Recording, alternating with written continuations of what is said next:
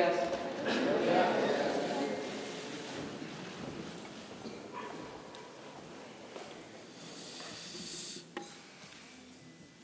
Bueno, pues vamos a informar el día de hoy sobre la estrategia que se está aplicando para ayudar en la búsqueda de desaparecidos. Esto es muy doloroso, también lamentable. Van ustedes a escuchar cuál es la realidad, el estado actual de este lamentable asunto y lo que vamos a llevar a cabo, lo que ya se está haciendo y va a ser el plan durante todo el gobierno. El compromiso de que nunca más utilizar la fuerza, declarar la guerra para enfrentar problemas de inseguridad que surgieron por la desatención al pueblo, por el modelo económico llamado neoliberal o neoporfirismo que se aplicó en beneficio de una minoría rapaz. Ese es el problema de fondo.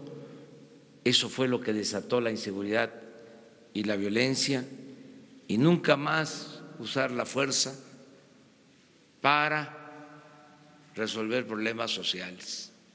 La paz y la tranquilidad son frutos de la justicia. Vamos a escuchar a Alejandro Encinas, que va a exponer sobre este plan.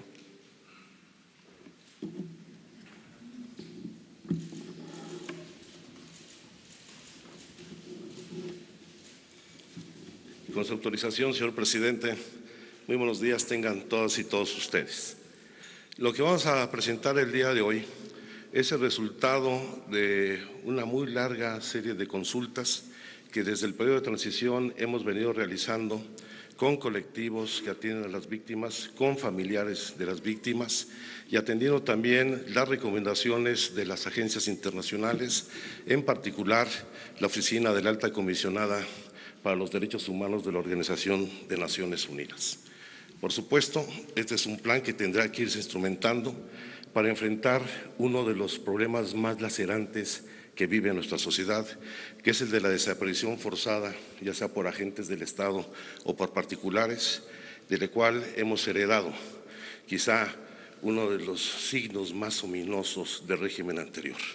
Se estima que actualmente existen 40,000 personas desaparecidas, más de 1,100 fosas clandestinas, alrededor de 26,000 cuerpos sin identificar en los servicios forenses, y esto da cuenta de la magnitud de la crisis humanitaria y de violación a los derechos humanos que estamos enfrentando y que debemos superar en nuestro país.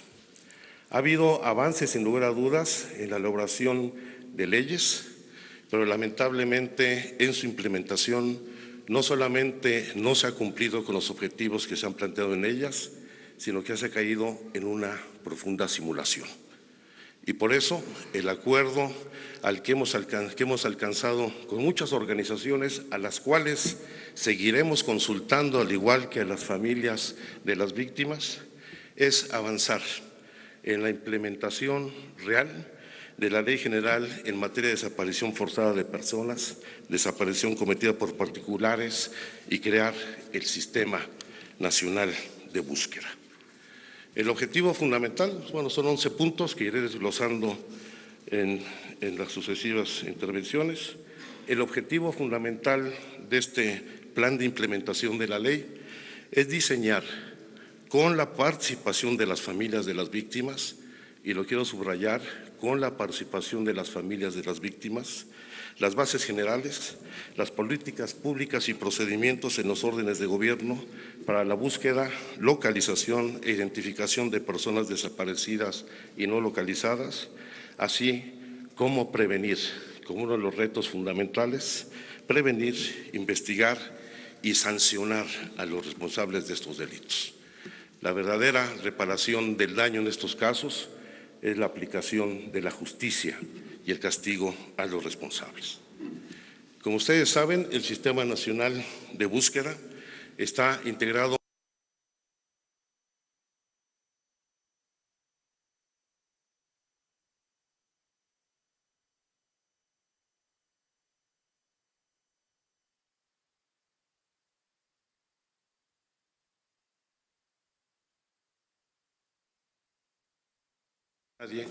pero de los 42 integrantes, pues 24 no están constituidos, pues son las comisiones estatales de búsqueda que en esa fecha no se habían integrado. De modo tal de que ahora sí queremos dar paso a una verdadera integración del sistema, porque esto requiere una coordinación muy estrecha con las entidades federativas, con sus fiscalías, porque la tarea de la búsqueda, la identificación y la aplicación de la justicia no solo corresponde al gobierno federal, sino tenemos que hacer una suma de esfuerzos efectiva. Nosotros esperamos que quede plenamente instalado el sistema en el mes de marzo y daremos los pasos subsecuentes para que esto suceda. En primer lugar, el nombramiento del nuevo titular de la Comisión Nacional de Búsqueda, la cual ya se estaré llevando en audiencias públicas las entrevistas a los 11 aspirantes, las 11 hombres y mujeres que han deseado participar en este proceso. Y el viernes de esta semana tendremos ya definida la persona que encabezará esta Comisión Nacional de Búsqueda, que tendrá como su responsabilidad fundamental el establecimiento de un programa nacional consensado con las víctimas, la participación en diseño e implementación del Programa Nacional de Exhumaciones e Identificación Forense y las acciones de búsqueda, verdad y justicia para las víctimas. Un reto fundamental va a ser la necesaria conformación de las comisiones locales. A la fecha tenemos solamente 8 comisiones integradas, una de estas ya en esta administración. Tenemos otras 4 donde ya existe el decreto de la legislación que permite su conformación, pero no se ha nombrado el responsable. Tenemos ya el compromiso del gobierno del estado de Veracruz para que en los próximos días esto suceda y aumentar a 9 las entidades donde se ha conformado, pero lamentablemente en 20 entidades. A más de un año de haberse publicado la ley general, no han tomado ni medidas legislativas ni la integración correspondiente de las comisiones estatales, con lo cual urge y hacemos un llamado respetuoso a los estados de la República para que a la brevedad posible cumplan con esta disposición de ley. Para fortalecer estos trabajos vamos a dotar de recursos suficientes, o si no suficientes, sí importantes, para que cumpla puntualmente sus trabajos la Comisión Nacional de Búsqueda y el sistema en su conjunto. Hay que señalar, y esta es otra parte de la simulación, que en el año 2018 se asignaron 468.946.000 pesos a la Comisión Nacional de Búsqueda, pero solamente ejerció 6 millones de pesos. Es decir, ese presupuesto solamente estuvo en el papel, lo cual ha llevado no solamente a la falta de desarrollo de las capacidades técnicas institucionales para la búsqueda, a las limitaciones tecnológicas para hacerlo, limitaciones en recursos humanos y pues el retraso lamentable en la implementación de la ley. Para este año se han asignado 400 millones de pesos que se ejercerán plenamente por parte de la Comisión Nacional de Búsqueda y estamos trabajando con la Secretaría de Seguridad y Protección Ciudadana para que desde el Sistema Nacional de Seguridad podamos utilizar los recursos del Fondo de apoyo a la seguridad pública en los estados, que cuenta con una cifra de 7.500 millones de pesos para desarrollar las capacidades en materia de identificación forense, la atención fundamentalmente a todos los cuerpos que tenemos sin identificar, pero también a las acciones de búsqueda, de exhumación y identificación, contando con un sistema único de información. Para ello, hemos venido elaborando, también en coordinación con las organizaciones internacionales y con las organizaciones de las víctimas, los protocolos fundamentales para desarrollar estas tareas. Desde el protocolo homologado de investigación de los delitos vinculados con la desaparición forzada, como en los protocolos homologados para la búsqueda, la exhumación, la identificación y desarrollar un enfoque diferenciado que nos permita atacar de mejor manera las tareas de búsqueda en todo el territorio del país, que lamentablemente se ha convertido ya en una enorme fosa clandestina nuestro territorio. Dentro de las novedades, lo que queremos impulsar para favorecer las tareas de carácter preventivo y no dedicarnos solamente a la búsqueda de personas desaparecidas que ya tienen muchos años, vamos a dar prioridad a la búsqueda en vida. Esto nos va a permitir, por supuesto, no solo recuperar a personas que todavía podían estar en condición de vida frente a actos de desaparición forzada, sino también enfrentar problemas vinculados con la trata de personas. Más aún, con este tipo de acciones que ya se han venido desarrollando, se ha acreditado que efectivamente puede tenerse resultados con una respuesta oportuna del Estado y de las distintas instituciones públicas. Un tema adicional es el tratamiento a las personas migrantes, particularmente con las rutas que están plenamente identificadas donde están las situaciones de riesgo de la población migrante en nuestro país. Esto forma parte de la nueva política migratoria en México, en donde se estima que entre el 8 y el 10% de las personas desaparecidas son migrantes, particularmente provenientes del Triángulo Norte de Centroamérica. Para ello se diseñarán protocolos de actuación junto con las instituciones responsables de la seguridad pública para atender en particular las rutas donde se presentan con mayor incidencia estos delitos, destacando por supuesto la ruta que va de Chiapas, cruza por Oaxaca y posteriormente el estado de Veracruz y Tamaulipas, lo cual no significa que en otros lugares no se presenten situaciones de riesgo.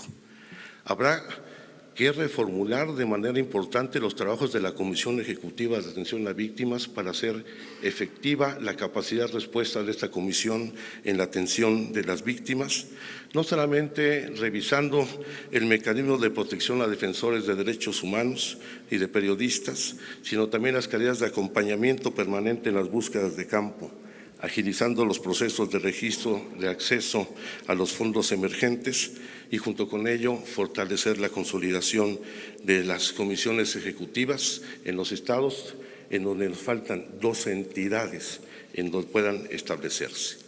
Parte nodal de esta estrategia es la conformación de un Instituto Nacional de Identificación Forense que permita crear un sistema nacional de coordinación con todos los servicios forenses en el país. Para ello va muy avanzados los trabajos con el Comité Internacional de la Cruz Roja, con la Escuela Nacional de Antropología, con las distintas agencias de Naciones Unidas, con el equipo argentino de Antropología Forense y esperemos, ahí dice julio, la implementación total, pero en marzo esperamos poner a consideración del sistema la discusión de la creación de este instituto, en donde el diseño corresponderá a la Secretaría de Gobernación y estableceremos mecanismos extraordinarios para responder al contexto en que se enfrenta esta situación, desarrollando las capacidades técnicas que tanta falta nos hace, como es la creación de un sistema único de información tecnológica e informática. No estamos pensando en la adquisición de equipos hay de manera suficiente, pero sí de coordinar la información que se tiene respecto de la desaparición forzada en hospitales en centros de atención psiquiátrica, en el sistema DIF, en los centros de salud y atención de adicciones, los centros de detención y reclusorios en todo el sistema penitenciario, los servicios médicos forenses, el Registro Nacional de Personas Fallecidas, los albergues públicos y privados, los panteones o lugares donde se depositan restos mortales, el fortalecer el trabajo de identificación, incluidas las estaciones migratorias, las terminales de autotransporte y todos aquellos registros que nos permitan tener un solo banco de datos, con lo cual tendremos certeza no solamente de la magnitud del problema, sino cómo enfrentarlo de manera más eficiente. Para ello vamos a contar con asistencia técnica nacional e internacional. En particular, tenemos ya acuerdos con la Oficina del Alta Comisionada de Naciones Unidas para el Desarrollo, con ACNUR, con el Comité Internacional de la Cruz Roja, con la Agencia de Cooperación Alemana, con la Comisión Interamericana de Derechos Humanos y todas aquellas instituciones con las que hemos venido platicando, particularmente con la Comunidad Europea, la Unión Europea, que está en muy buena disposición de no solamente transmitir experiencias, ayudar a la formación y capacitación técnica del personal responsable de la búsqueda e identificación, sino también con recursos para desarrollar estas tareas. Y un aspecto adicional, finalmente, es todo aquello que tiene que ver con la aplicación de la justicia y de la ley. Por supuesto que se tiene que continuar con la conformación de las comisiones locales y en particular con las fiscalías especializadas en los estados, que independientemente de su marco de autonomía deben establecer mecanismos integrales de reacción e intercambio de información para tener una respuesta más eficaz. Al mismo tiempo, habrá que revisar la tipificación del delito y sus aplicaciones, lo cual implica atender la Convención Internacional para la Protección de todas las personas desaparecidas, establecer en la ley con mucha claridad, y esto es muy importante, la plena responsabilidad de los delitos de desaparición forzada de los superiores jerárquicos, de quienes dan las órdenes en caso de agencias del Estado para cometer este tipo de delitos. Y finalmente, un aspecto en el que ha insistido mucho el señor Presidente de la República, en establecer en la ley beneficios por colaboración eficaz o los mecanismos de protección a testigos de toda la población, las personas que proporcionen la información para el esclarecimiento de estos hechos. Como lo ha señalado el presidente Andrés Manuel López Obrador, nunca más una guerra para combatir delitos que lleve a esta situación de tragedia nacional y de violación de los derechos humanos. Ya he dado cuenta de los saldos lamentables que hemos heredado y evidentemente vamos a proceder atendiendo no solamente las recomendaciones o denuncias que existan en el ámbito internacional, sino también todas aquellas sentencias que se deriven en materia de derechos humanos contra autoridades mexicanas, ya sean las emitidas por el Sistema Interamericano de Derechos Humanos, como los de la Corte Interamericana, ya sea de la Corte Penal Internacional, porque nadie que haya vulnerado la vida, la tranquilidad de una familia debe quedar impune. Y sea quien sea el responsable, va a ser castigado por la comisión de estos delitos. Es cuanto, señor presidente. Bueno, pues ese es el tema. Desde luego nos acompaña la secretaria de Gobernación. El informe lo ha presentado Alejandro Encina, subsecretario de Gobernación. Les comenté en un principio que la Secretaría de Gobernación tiene ya una función muy distinta a lo que era la antigua Secretaría de Gobernación. Ahora son las relaciones políticas con los poderes y de manera especial la protección y defensa de los derechos humanos. Si les parece, antes de tratar otros temas, ¿por qué no abrimos la sesión de preguntas y respuestas con este tema lo cerramos y tratamos lo general para que todo lo que tenga que ver con este plan pueda ser aclarado por Alejandro y luego ya entramos a lo que es información general.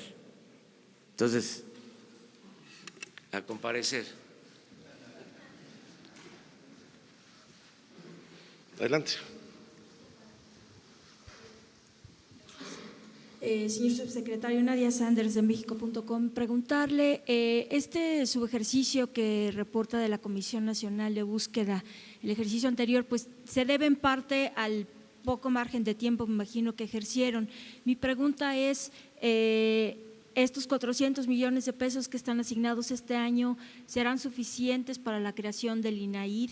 ¿Y cuáles serían las principales complejidades técnicas, dado que también hay 20,000 cuerpos, si mal no recuerdo, o miles de cuerpos sin reclamar, más que nada sin reclamar? ¿Qué pasa con eso? ¿Cómo se explican esos cuerpos que no han sido identificados, pero que no coinciden con las personas desaparecidas?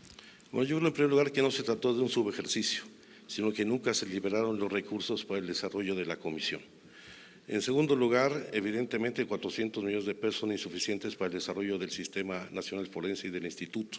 Por eso estamos hablando de la necesidad de apoyarnos en el fideicomiso de apoyo a la seguridad pública de los estados, en donde hay 7,500 millones de pesos con los cuales sería suficiente iniciar este proceso de construcción de todo el sistema forense, en donde efectivamente, como señalas, hay 26,000 cuerpos a identificar, algunos no reclamados, pero por la ausencia de información clara y precisa.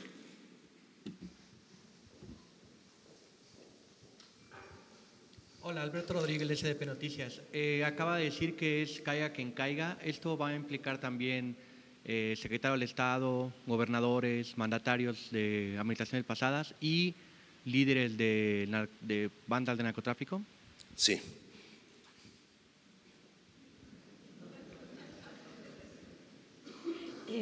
¿Qué tal? Buenos días, Daniela Pastrana, de Pie de Página. Quería saber quién estaría a cargo del Instituto Forense y cómo se haría para que funcione, o sea, cómo sería como el criterio para que funcione estas áreas forenses, cómo lo están pensando, más o menos en qué tiempos, cómo sería esa logística. Bueno, primero tenemos que tener el instituto para que alguien lo dirija.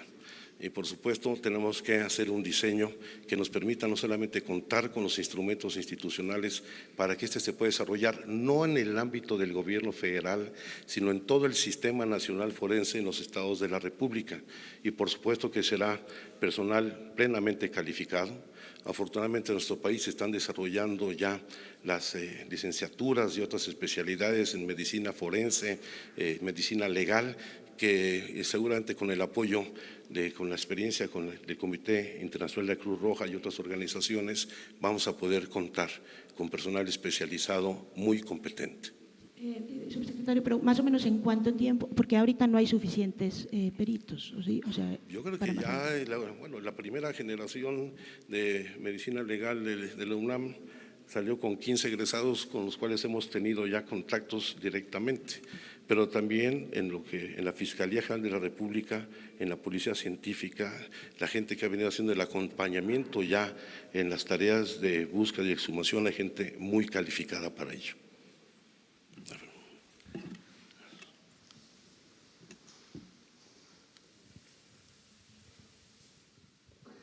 Buenos días, Marcela Turati, colaboradora de la revista Proceso y Quinto Elemento Lab.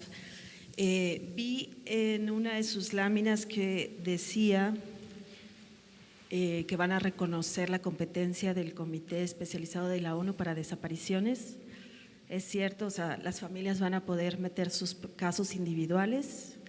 Y la otra pregunta, porque eso no lo desarrolló, y la otra pregunta es ¿cómo van a prevenir las desapariciones? Sabemos que las Fuerzas Armadas, la Marina, el Ejército, son algunas de los cuerpos que tienen casos.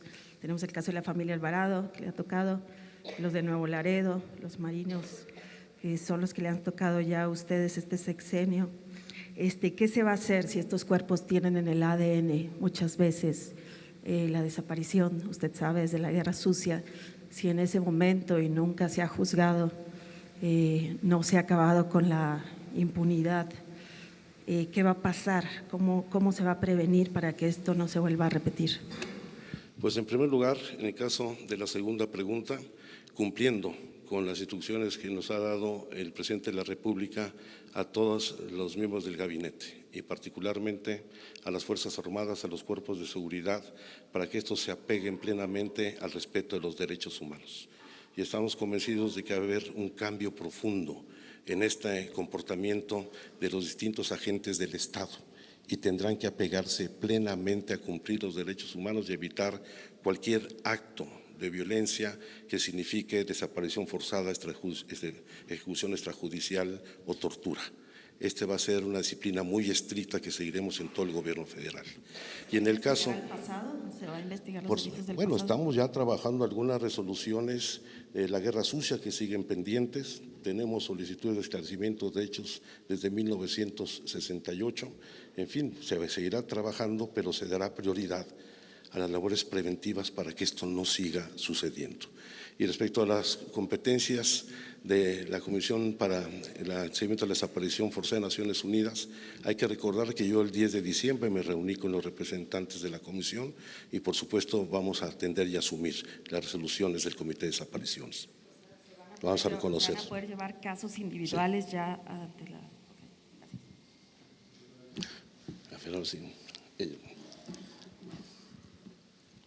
Buenos días, subsecretario. Rocío Méndez, Noticias MBS.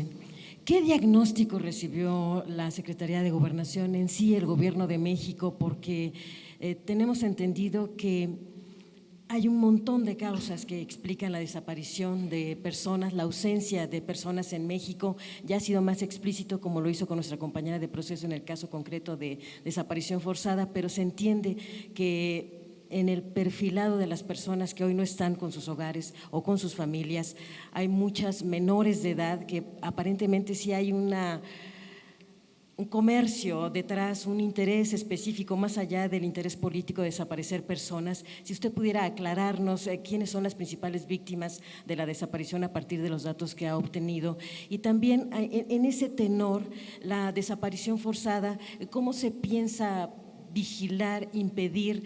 Porque tenemos entendido que no nada más es una orden jerárquica ante ejercicios de poder, sino también hay mucha complicidad, y eso lo explica perfectamente la desaparición de migrantes.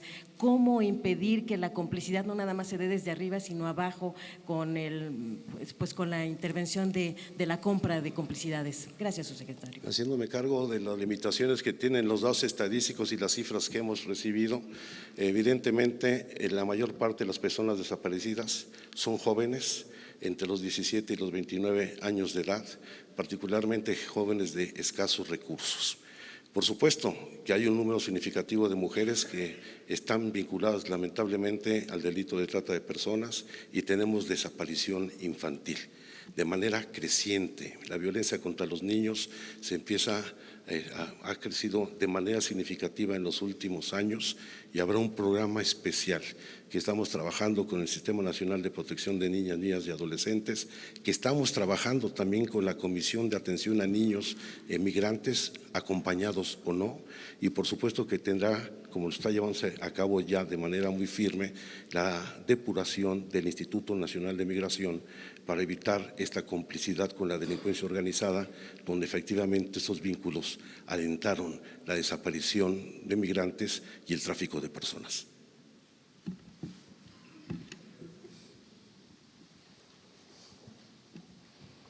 Buenos días, subsecretario. Agustín Velasco de Uno TV. Sobre estos datos que tienen ya en el diagnóstico que hacen la Secretaría de Gobernación, quisiera saber si tienen algún estimado de en cuántas de estas 40,000 desapariciones que se tienen contabilizadas hasta ahora participaron agentes del Estado, cuántas otras tienen que ver asuntos de crimen organizado u otros factores que tengan en este diagnóstico, por favor. Bueno, el dato se presentó incluso en el último informe del Ejecutivo Federal anterior respecto a la existencia de 349 denuncias, si mal no recuerdo, en las que están involucrados distintos agentes del Estado. Y en especial policías municipales, policías estatales e inclusive la Policía Federal. Por supuesto que de estos, la menor parte de estos casos corresponden a las Fuerzas Armadas, pero sí, son los que están hasta ahora registrados y todos están siendo atendidos. Por favor. Gracias, buenos días, subsecretario. Atlante Muñoz, Canal 11. Hay miles de cuerpos sin identificar, incluso hay más de 10 años, algunos de ellos ahí.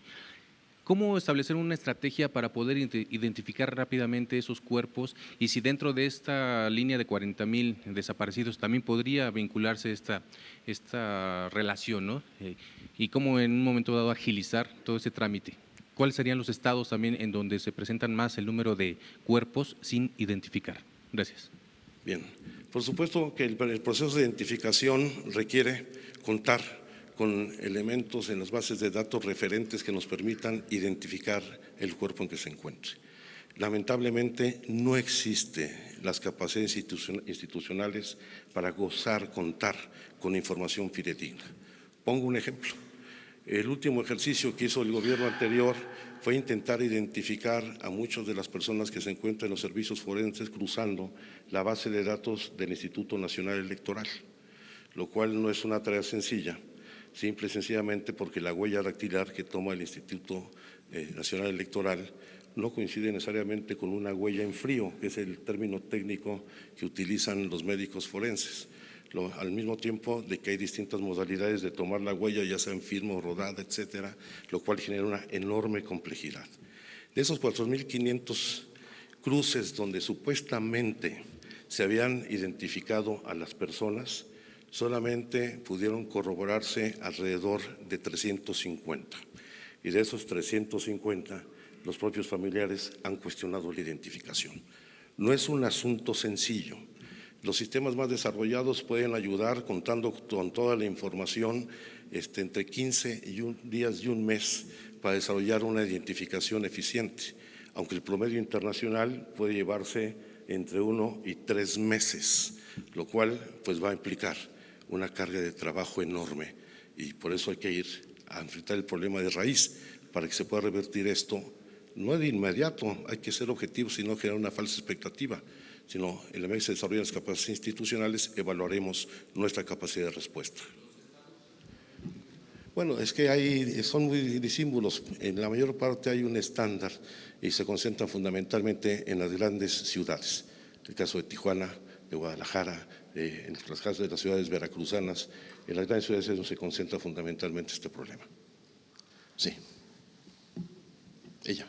Y luego, bueno. Gracias, subsecretario. Estefanía Ochoa, de ADN 40. Yo quisiera saber, ante estas dificultades del procesamiento de la información, ¿cuánto dinero se espera destinar a la compra de tecnologías para poder mejorar estos datos y el banco que se espera tener de datos a nivel nacional? Y en su caso, ¿se recurriría a los servicios de organizaciones internacionales o será su papel de observador únicamente?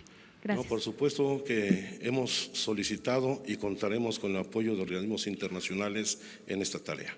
El monto de la inversión va a ser muy disímbolo, porque hay entidades que efectivamente han desarrollado bien sus capacidades en el sistema forense, particularmente estados como Coahuila, Nuevo León, la Ciudad de México en particular.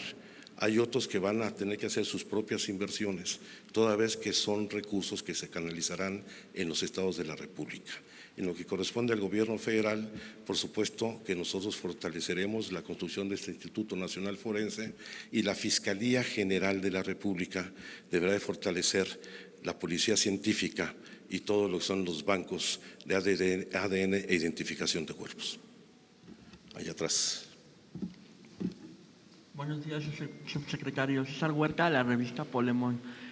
En estos casos hemos visto, o bueno, en los gobiernos anteriores, que fueron las familias quienes localizaron en muchos de los casos los cuerpos y hicieron búsquedas. ¿Ustedes tienen contempladas a las familias para ayudarlas a buscar a los desaparecidos, para que, por ejemplo, las rastreadoras tengan seguridad y tengan el apoyo del gobierno de México para poder hacer estas búsquedas? Por supuesto que vamos a apoyar a las familias. Hay que asumir que ellas han desarrollado un trabajo de búsqueda muy importante, pero quiero señalar lo siguiente: el Estado asumirá su responsabilidad. Y si bien acompañaremos a las familias en su búsqueda, esta es una responsabilidad que tiene que asumir el Estado mexicano. Y por supuesto, estableceremos los protocolos de acompañamiento a los familiares de las víctimas para actuar de manera común. Bueno, ustedes vieron la semana pasada, estuvimos en el estado de Guerrero con la 4ª Caravana Nacional de Búsqueda, en donde hubo un acompañamiento, en donde participó la Secretaría de Gobernación, la Fiscalía General de la República, estuvo el Ministerio Público, estuvo los peritos forenses, estuvo la Secretaría de Salud. Eso lo queremos hacer, respetar el legítimo derecho de las familiares a buscar a sus hermanos, padres, esposas, etcétera, pero asumiendo esto como una responsabilidad del Estado. Allá atrás, que luego no les toca hasta atrás. ¿Qué tal? Buenos días, Ignacio de Alba. La pregunta sería, ¿qué van a hacer con el caso de los 1.500 cuerpos que fueron incinerados en Jalisco por el Instituto Jalisciense? Gracias. Identificar a los responsables, porque la ley establece con toda claridad que no puede ser incinerado ningún cadáver que no haya sido plenamente identificado. Eso le corresponde al gobierno del Estado, por cierto. Por favor. Pues sí. Buenos días, Francisco Nieto del Heraldo de México. Preguntarle sobre las comisiones de la verdad. En este plan no vimos que se hablaran de ella. ¿Está desechada esta posibilidad o es parte de otro plan? Preguntarle qué van a hacer con los gobernadores, cómo se puede hacer para que ellos colaboren. Depende mucho de ellos para que también haya resultados. Gracias. Yo he encontrado hasta ahora una buena respuesta por parte de los gobernadores, con distintas intensidades en algunos casos, pero estoy seguro de que vamos a encontrar puntos de entendimiento y de colaboración. Y en la otra hay que señalar que la Secretaria de Gobernación en los próximos días instalará una mesa de reconciliación y diálogo, en donde establecemos bases para establecer, si no necesariamente una comisión de la verdad, un mecanismo que nos permita encontrar los procesos de pacificación y reconciliación en el país.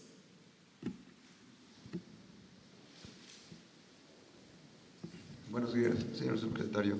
Urbana Barrera, del diario Ovaciones. Usted dice que México es una enorme fosa clandestina. Así es. Y que hay 1.100 fosas clandestinas exploradas. Registradas. Sin explorar. Bueno, sin explorar. Sí. Por los reportes que tienen de las familias de posibles víctimas, ¿cuántas fosas calculan ustedes que están sin explorar y que no pueden llegar a ellas por problemas técnicos o de dinero? Bueno, el dato es un referente, viene básicamente de la Comisión Nacional de Derechos Humanos, pero evidentemente el número de fosas puede ser mucho mayor.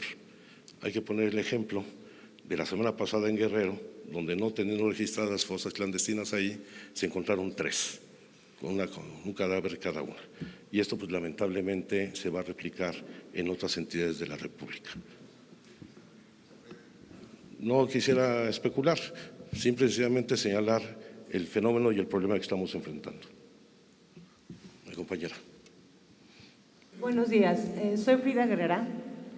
Me agrada y qué bueno que lo estén viendo el tema de los desaparecidos, pero en algún momento se ha contemplado presentar un plan igual para el tema del feminicidio.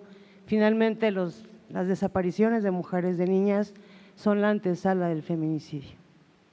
Sí, se va a dar a conocer, por lo pronto se están trabajando en el seguimiento de este fenómeno, tanto del homicidio para mujeres como los crímenes de odio, y por supuesto que se presentará el programa que ya se está elaborando en la Secretaría de Gobernación probablemente la próxima semana. Sí, la próxima semana.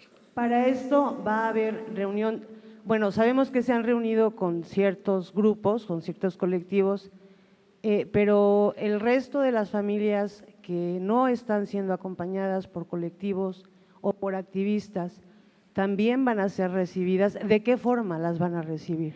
Por supuesto que sí, va a haber mecanismos de audiencia y de consulta, y quiero decirlo, aprovecho la oportunidad para decirlo con toda claridad. Nosotros no asumimos que hay víctimas de primera y de segunda, o que hay colectivos de primera o de segunda. Vamos a atender a todas en las mismas condiciones de igualdad. Pues ahora sí que es la última y nos vamos porque… Buenos días, secretario Eduardo García de Infocel y Sentido Común. Una pregunta fácil. ¿Cuáles son las principales causas que ustedes han encontrado de estas desapariciones? ¿Tienen algunos porcentajes? ¿Crimen organizado, violencia del Estado, en fin?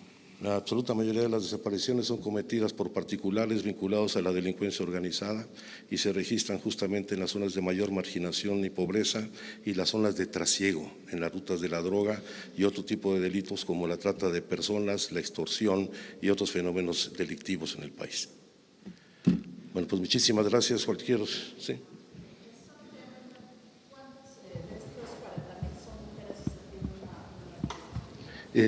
No lo recuerdo con precisión, la absoluta mayoría son hombres, pero les voy a dar el dato en particular. Muchas gracias, presidente.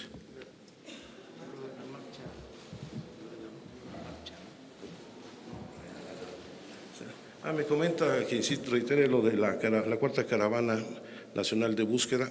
Quiere decir que ya en el periodo de transición nosotros hicimos un acompañamiento antes de llegar al gobierno cuando se realizó esta en el estado de Michoacán. Hoy, bueno, lo hemos hecho la semana pasada con el apoyo de diversas instituciones. Creo que es una de las mecánicas más representativas de lo que se puede hacer.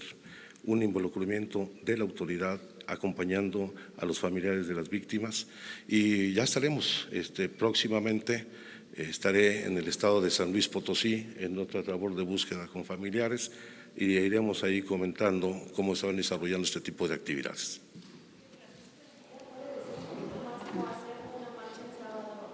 Sí, yo creo que el reclamo que se presentó el sábado es de suma importancia. La búsqueda en vida implica tener la capacidad de reacción inmediata de la autoridad y no solamente emitir una alerta Amber o desaparición, sino y no solamente se requieren reformas de carácter legal para no estar imbuidos en este circuito del tiempo que tiene que pasar para declarar que una persona está desaparecida o no localizada. Y lo fundamental es la capacidad de respuesta en el territorio. De ahí la importancia de que en estos procesos ayuden las fiscalías y las autoridades estatales y municipales. Muchas gracias. Muy bien, pues ahora abrimos la sesión de preguntas y respuestas en lo general, si les parece, ya con poco tiempo, porque este tema que se acaba de abordar es muy importante y queremos que se difunda lo que se está llevando a cabo, lo que se está haciendo. Y también que se subraye de que se trata de un saldo doloroso, terrible de la política económica neoliberal, porque esto no surge de la nada, no es que de repente los mexicanos decidieron portarse mal o como algunos llegaron a plantear de que éramos malos los mexicanos por naturaleza, que nos gustaba la violencia, llegaron a poner ejemplos absurdos sobre prácticas que supuestamente se llevaban a cabo en la época prehispánica, cuando nuestro pueblo es pacífico, no es violento. Esto es producto de la política de saqueo, del abandono a la gente. Nunca se había hondado tanto la desigualdad en México como en el periodo neoliberal, al grado de que hay más desigualdad ahora que cuando Morelos proclamó que se aboliera, que se moderara la indigencia y la opulencia. Y se puede probar. Es el periodo de más desigualdad que ha habido en la historia de México. Y el periodo de más corrupción en la historia de México, de más saqueo, ni siquiera comparado con lo que fue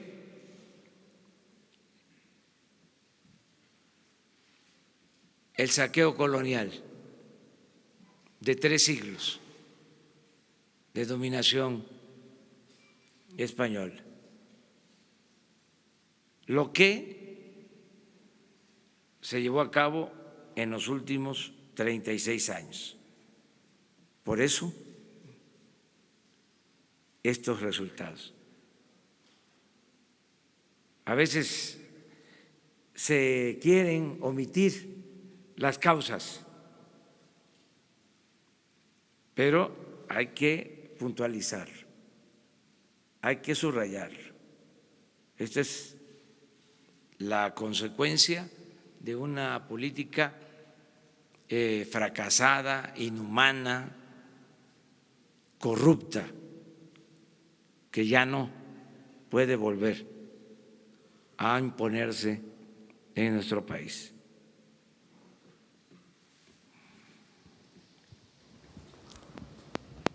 Buenos días, presidente. Shaila Rosagel, corresponsal de El Imparcial, La Crónica y Frontera. Presidente, este sábado pasado, un juez federal dictó la libertad provisional del exgobernador Guillermo Padres Elías. Su abogado dice que fue preso por motivos políticos. La gobernadora Claudia Pavlovich ha mostrado su desacuerdo. Me gustaría saber qué opinión le merece este hecho y si usted considera justa esta decisión del juez. Yo respeto la decisión del Poder Judicial y lo que queda de manifiesto en este caso es de que el nuevo gobierno no actúa por consigna, es decir, no se le obliga a ningún juez de que se castigue a nadie. Nosotros somos respetuosos de la independencia del Poder Judicial. No hay persecución política. No se usa el gobierno para perseguir a opositores, como era costumbre de que fabricaban delitos adversarios, los que caían de la gracia de los gobernantes eran perseguidos, aunque pertenecieran al mismo régimen. Eso se terminó. Nosotros no tenemos fobia contra nadie, ni vamos a utilizar la ley para tomar represalias.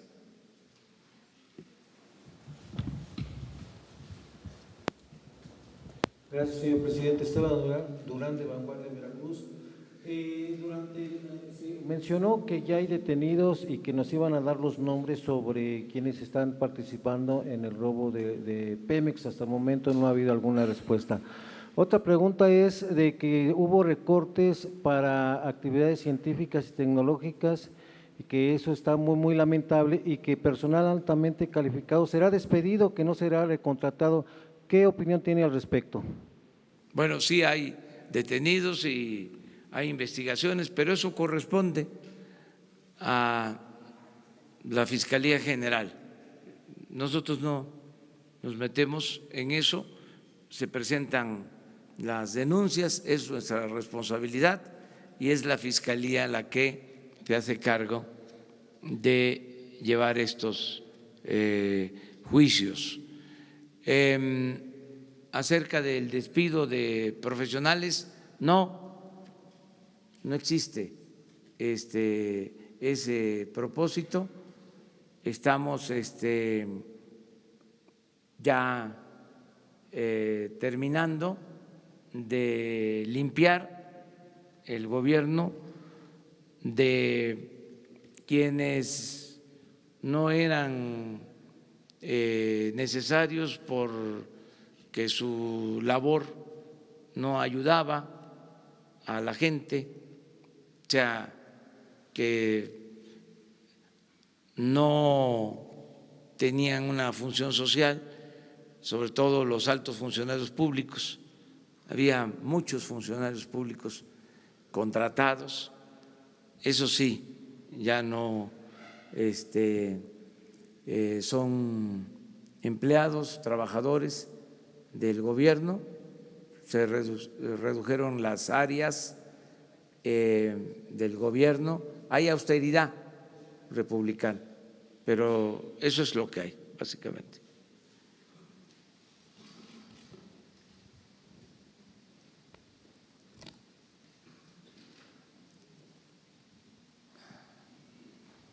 Buenos días, presidente.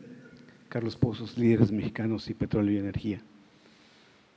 Presidente de México, en el marco de la promulgación de nuestra Constitución de 1917, atenta a la autonomía de división de los tres poderes que marca la misma en su artículo 49, la terna que usted envió al Senado a ocupar la vacante de ministro en la Suprema Corte de Justicia, al ser todas públicamente afines, exmilitantes a su partido político.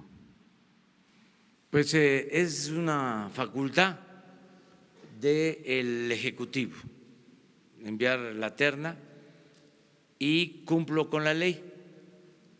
No existe en el supuesto de que fuesen militantes de mi partido, en el supuesto, como dicen los abogados, aceptando sin conceder,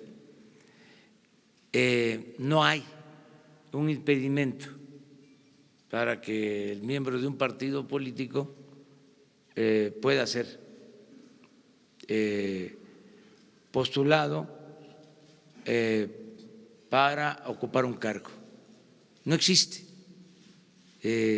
Propuse 3 mujeres que tienen mérito propio, las 3. Celia Maya lleva años siendo magistrada del Tribunal Superior de Justicia en Querétaro, trabajando en el Poder Judicial del Estado de Querétaro.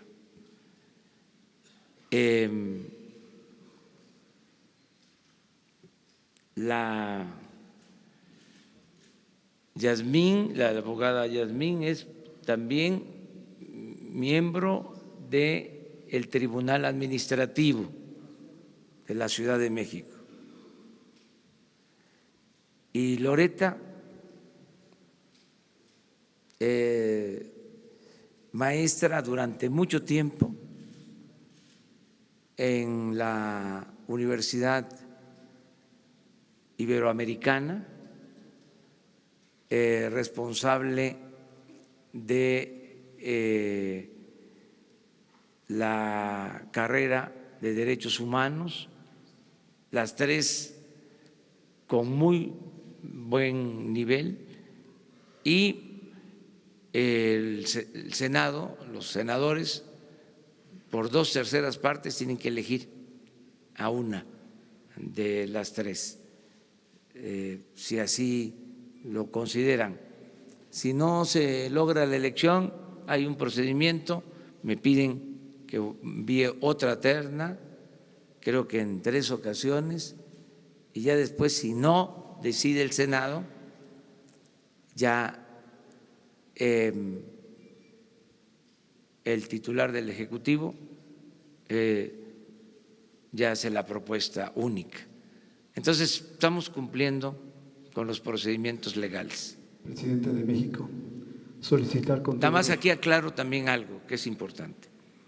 La ministra que pasa a retiro, pues es obviamente una mujer, ¿sí?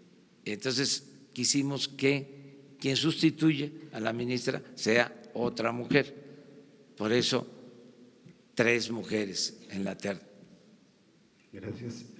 Presidente de México, solicitar con todo respeto, convoque usted al licenciado Manuel Bartlett, director de la Comisión Federal de Electricidad, para que nos explique respecto a los apagones y cortes de energía eléctrica en todo el país a partir del segundo semestre por la saturación de líneas eléctricas de alta tensión.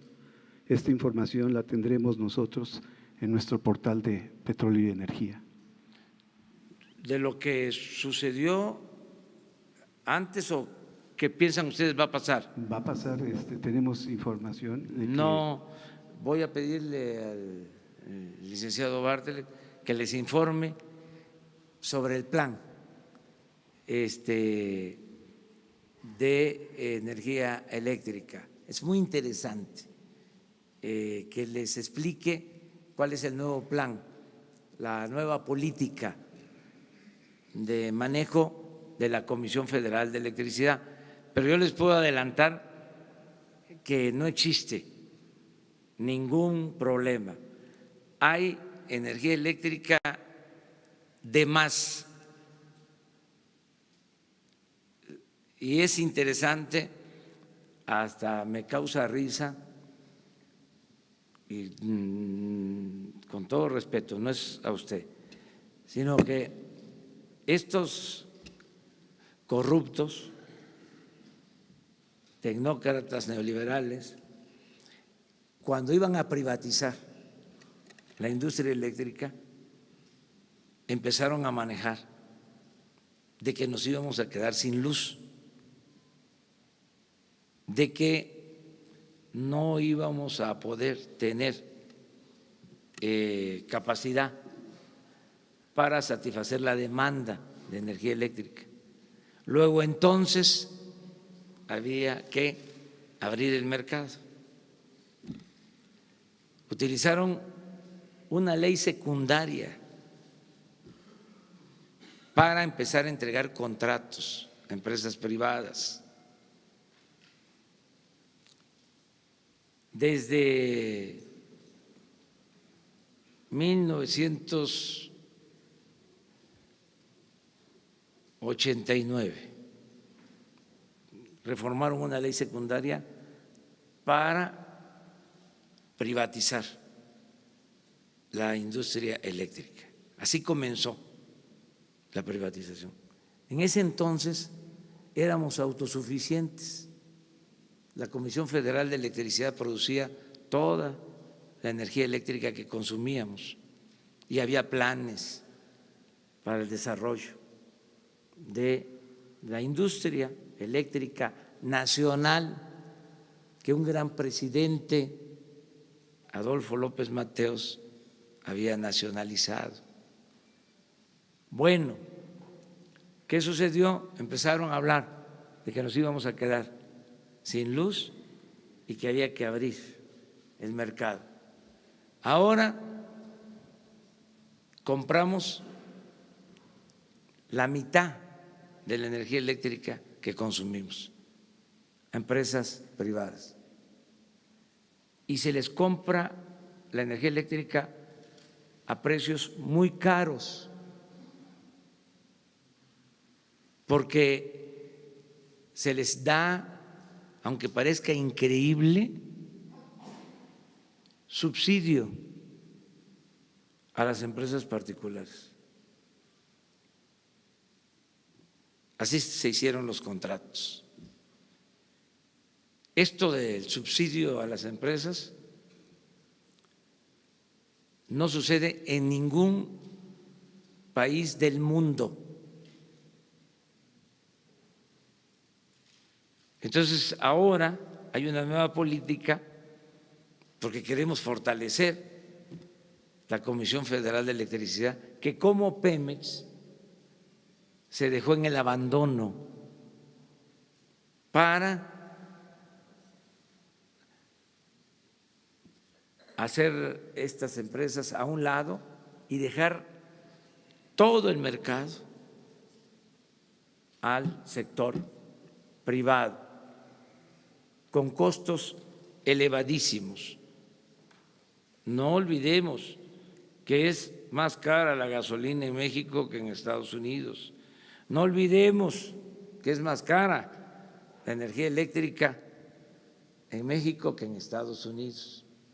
Entonces ahora, como ya empezó la nueva política, escucho esto. Por eso va a estar muy interesante que venga con ustedes, ante ustedes, el director de la Comisión Federal de Electricidad para que les explique en qué consiste la nueva política. Fíjense hasta dónde se llegó, porque todo esto tiene que ver con corrupción. Se llegó a que una empresa de estas que le vende energía eléctrica a la Comisión Federal de Electricidad contrató a un expresidente como miembro de su consejo de administración, un presidente de la República que pasa a ser, cuando termina, consejero de una empresa extranjera que le vende energía eléctrica a la Comisión Federal de Electricidad. Es que ya ustedes pues quieren todo, y que van a investigar. Yo nada más les digo de que yo voy a terminar y no voy a ser consejero de ninguna empresa extranjera. Esa es la pregunta. Pero es muy interesante el tema, muy interesante, porque no solo fue a este expresidente, quienes estaban en la Secretaría de Energía terminaban y se iban a trabajar a las empresas que les habían entregado contratos o subsidio, contratos con subsidio. ¿Cómo se le llama esto? Conflicto de intereses, coyotaje, corrupción. En una semana, ¿les parece? Sí, el plan para fortalecer la Comisión Federal de Electricidad.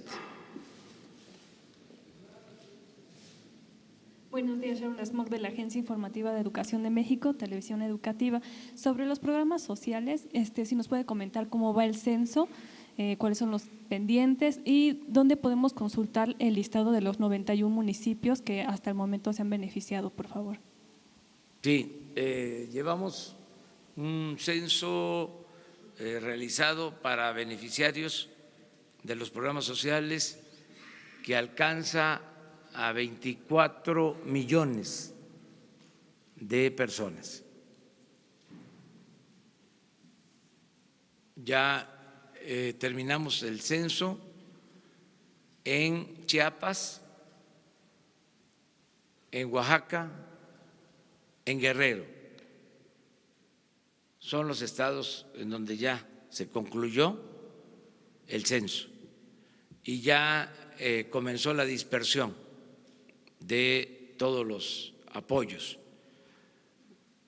Nos cuesta trabajo, yo se los explicaba, porque hace falta infraestructura, no hay conectividad en todo el país y no hay sucursales de bancos en todo el país, ni siquiera en todas las cabeceras municipales. Entonces, estamos batallando con eso porque no queremos entregar dinero en efectivo, todo va a ser por tarjeta y personalizado de la tesorería de la Federación al beneficiario, para que no haya corrupción. Los padrones se van a hacer públicos, se van a transparentar, para que todos los mexicanos sepan a quién se está apoyando, a quién se les está entregando una beca, un crédito, un apoyo por ser adulto mayor, por ser una persona con discapacidad. Todo se va a transparentar. Estamos en ese proceso. Donde se empezó a aplicar el programa, se ha avanzado. Yo les voy a informar sobre eso. Voy a pedirle a quienes están trabajando en estos municipios, que son los municipios por donde pasan los ductos, y se llevó a cabo un programa integral. A eso te refieres, ¿verdad? Sí, podemos consultar específicamente qué municipios son los que Sí, están. sí. Con Jesús, hoy mismo, tiene toda la información. Presidente, hay usted en la transición dijo que no se iba a utilizar el fracking como método de extracción de petróleo. Sin embargo, en la partida presupuestal de 2019 de Pemex hay una cantidad de unos 6,000 millones dedicado a eso en dos partidas específicamente, y la secretaria de Rocío Nale hace una semana habló del tema y dijo que sí se va a usar con una tecnología pues muy desarrollada. Entonces yo quería saber cuál es su posición y cómo podemos explicar esta partida presupuestal para 2019. No al fracking, no al fracking. Ese es el compromiso. A lo mejor por la inercia se estableció el uso de esa tecnología para la extracción de petróleo o gas, pero no se va a usar, es un compromiso. Somos ambientalistas de verdad, auténticos.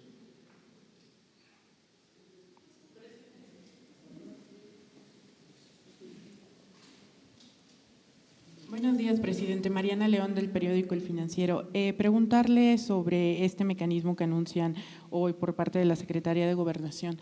¿Qué mensaje le da a las miles de familias que tienen todavía a uno de sus seres queridos desaparecidos, comparado, contrastado con la capacidad que dejaron los antiguos gobiernos para encontrar estos cuerpos, a estos familiares? ¿Qué capacidad real podrían tener? ¿Y qué mensaje le da a las familias que están esperanzadas y tienen la expectativa de que haya resultados pronto, o al menos al final de su administración? Y también preguntarle, en días pasados, el jueves había dicho sobre este caso de la empresa Modelo, que ustedes habían tenido una intervención para que no se hiciera el regreso del ISR, cuando este caso ya estaba en la Suprema Corte de Justicia. Fue una cita que usted dio en uno de los eventos que tuvo, y preguntarle sobre cuál fue exactamente esta intervención que usted habría tenido en la Suprema Corte de Justicia. Gracias. Bueno, a las víctimas, familiares de víctimas, pues siempre nuestro pesar por su sufrimiento y nuestro compromiso de hacer todo lo que esté a nuestro alcance, todo. Dije una vez y a algunos no les pareció, pero lo repito ahora, todo lo que humanamente sea posible para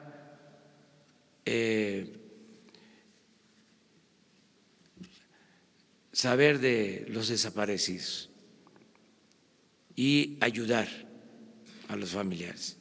Estamos hablando de más de 1 millón de víctimas de violencia. Ese fue el salto desde que se declaró la guerra absurda para enfrentar la violencia. Más de 1 millón de víctimas, familiares y los que perdieron la vida. Entonces, vamos a hacer todo lo que esté de nuestra parte, todo lo que humanamente sea posible, no van a faltar recursos y lo más importante de todo, además de la voluntad que tenemos, a cargo de este asunto tan lamentable está uno de los mejores servidores públicos que tiene la nación, Alejandro Encinas. Eso es lo que podemos dar en garantía. Acerca de cómo se evitó de que en la Corte se fallara para que se les devolvieran los impuestos a los exdueños de la empresa Modelo, pues sí, intervenimos. El consejero jurídico de Presidencia, de manera muy respetuosa, con la directora del SAT, que es una espléndida abogada, una muy buena abogada, además de ser una muy buena profesional, es una mujer honesta, Margarita Ríos. Se habló con los ministros de manera respetuosa. Una cosa es ordenarles, otra cosa es presentar, como lo puede hacer cualquier persona, cualquier interesado, argumentos, que se escuche a las partes antes de que se emita una resolución. Ya existía un proyecto, un ministro había elaborado el proyecto para que se pagara, para que se devolviera el impuesto sobre la renta. Ya estaba el proyecto y otros ministros votaron en contra. Ahora se dice, es que era un caso, sí, pero dejaba al presidente. Y ya con una resolución así se venían en cascadas otros asuntos. Pero esto también no es un caso aislado, era una práctica que ojalá y se erradique. No todos, desde luego, no quiero generalizar. Bueno, en este caso, la empresa Modelo emitió un boletín diciendo que ellos no habían dejado de cumplir con sus responsabilidades fiscales y dijeron la verdad. Estamos hablando de una empresa responsable. O sea, no quiero generalizar, pero había la mala costumbre de que los llamados grandes contribuyentes no pagaban impuestos, o cuando los pagaban se les devolvía. Eso ya no puede seguir sucediendo. No es posible que todos los ciudadanos paguemos impuestos. La gente más humilde paga impuesto, porque cuando compra una mercancía ahí va incluido un impuesto, ahí va el IVA. El trabajador paga impuesto, ustedes pagan impuestos, los médicos, los abogados pagan impuestos, los que tienen un despacho pagan impuestos, los empresarios pagan impuestos, comerciantes pagan impuestos, todos, impuestos sobre la renta. ¿Cómo es posible que los que tienen más ingresos no paguen o que se les devuelva? Yo recuerdo casos en donde devolvían impuestos sin llegar siquiera a una resolución de la Corte, porque en este caso fue la última instancia. Conozco asuntos de abogados muy famosos, muy influyentes de otros tiempos, que ahora no están tan contentos con nosotros, de que negociaban y obtenían para sus clientes devolución de impuestos de 10, 12 mil millones de pesos. ¿Y saben qué pasaba entonces? Se le descontaba de las participaciones a los gobiernos estatales lo que el gobierno federal devolvía de impuestos a los influyentes, a los machuchones, con sus abogados, traficantes de influencia, porque ni siquiera son buenos abogados, tienen agarraderas, tenían a su servicio a funcionarios de la Procuraduría y mucha influencia en el Poder Judicial. Todo eso se acabó y el juez, magistrado, ministro que proteja a un delincuente de cuello blanco, que solape un acto de corrupción, cuando menos va a ser denunciado, cuando menos. Nada de que me voy a quedar callado.